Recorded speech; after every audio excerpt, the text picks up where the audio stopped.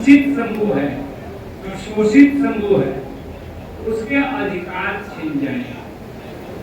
और बिल्कुल इस मामले में डॉक्टर भीमराव अंबेडकर बाबा साहब, मैं जब सोचता हूँ, उनको पढ़ता हूँ और पढ़ते जा रहा हूँ, तो एक कोशिश भी इसमें यह भी हुई कि अंबेडकर को एक दलित नेता तक सीमित करके रखा जाए। लेकिन जब आप उनको पढ़ेंगे तो आप समझेंगे कि वो तो भारत का सबसे बड़ा विजनरी नेता है, दूर तक वो देख रहा है। संविधान का ड्राफ्ट करने वाला कोई सामान्य आदमी नहीं था। तो इसीलिए ये बातें हैं। अभी चुनाव चल रहा है, 24 का चुनाव बहुत महत्वपूर्ण है। इस चुनाव पर निश्चित रूप से इस देश के लोकतंत्र और संविधान की रक्षा का भविष्य टिका हुआ। इस चुनाव पर देश की खेती किसानों के हाथ में रहेगी या कॉरपोरेट के हाथ में जाएगी, यह बात जुड़ी हुई है। इस देश में सरकारी नौकरियां रहेंगी या एक एक करके सबको खत्म कर दिया जाए, ये सवाल जुड़ा हुआ है। इसीलिए आप देख रहे हैं कि कांग्रेस सत्ता में थी तो लालू जी विपक्ष में थे, लालू जी की सरकार बनी तो हम विपक्ष में थे।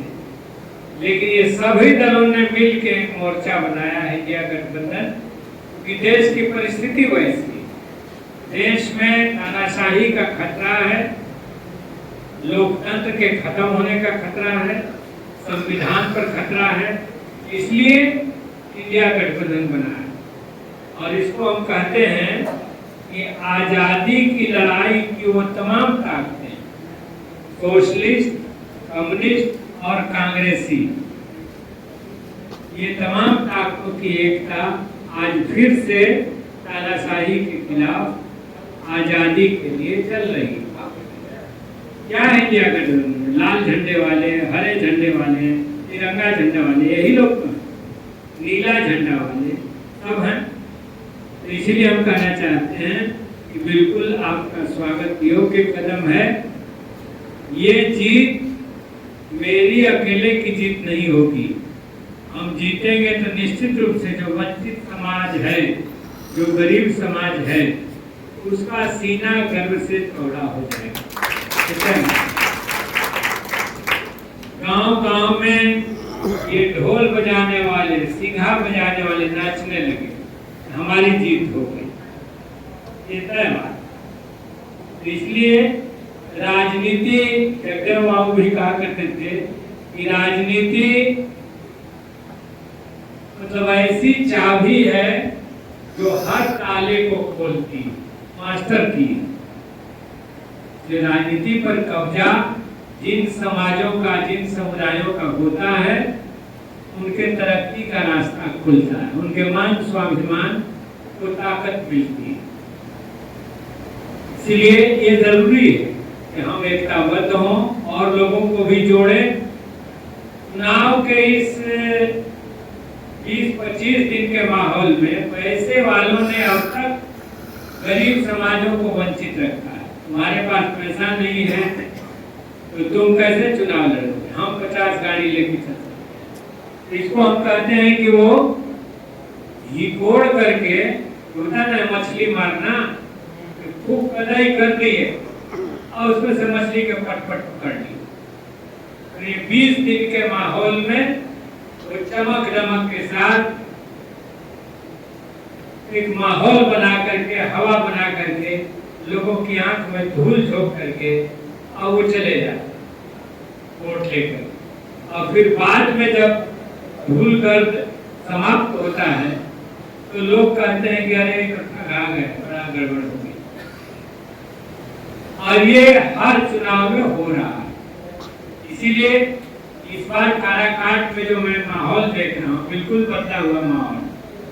एकदम नौजवानों को भी मैं देख रहा हूँ कि उन्होंने कोई वो तमाशा के चक्कर में नहीं, उन्होंने रोजगार पर अपना ध्यान केंद्रित कर दिया कि हमें रोजगार देने वाली सरकार चाहिए।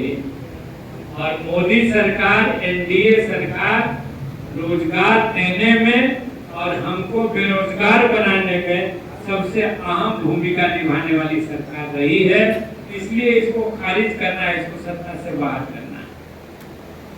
और 17 महीने की सरकार में बिहार में अगर 4.5 लाख 5 लाख रोजगार पैदा हो सकते हैं, तो इतना बड़ा देश में जो 30 लाख खाली पद हैं वो क्यों नहीं भरा जा सकता?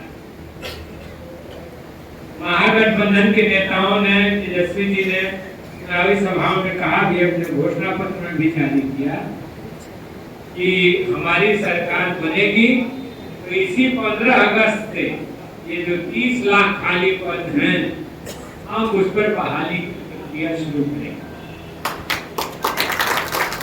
1 करोड़ नौजवानों को आने वाले दिन में रोजगार देंगे। हमारी लड़ाई रही है किसान आंदोलनों में कि फसल का लाभकारी दाम दो, फसल खरीद की गारंटी करो। राहुल जी किसान पंचायत में थे, सासाराम में, मैं भी था मंच पर। वहाँ एलानिया तौर से कहा कि अगर इंडिया गठबंधन की सरकार बनेगी तो हम किसानों के स्वामीनाथन आयोग की रिपोर्ट के अनुसार के मुताबिक एमएसपी देंगे, न्यूनतम समर्थन मूल्य देंगे फसलों का, और सरकारी खरीद की कानूनी गारंटी देंगे। ये ऐलान है। तो ये देश की बड़ी मांग है, देश के किसान आंदोलन की बड़ी मांग। तो यही मैं कहूँगा, ज़्यादा समय नहीं लूँगा, अभी आगे भी जाना है। आपने जो भावना प्रकट की है, आपने जिस प्रकार से स्वागत किया है और जिस तरह से हमारे सुनील जी और हमारे संचालक साथी ने आह्वान किया है एकजुट होने का, संघर्ष करने का, तो इसके लिए मैं आप सबका शुक्रिया अदा करता हूँ। लड़ेंगे, जीतेंगे। आप 1 जून को बड़े पैमाने पर जीते, और जीत तो लगभग निश्चित दिख रही है।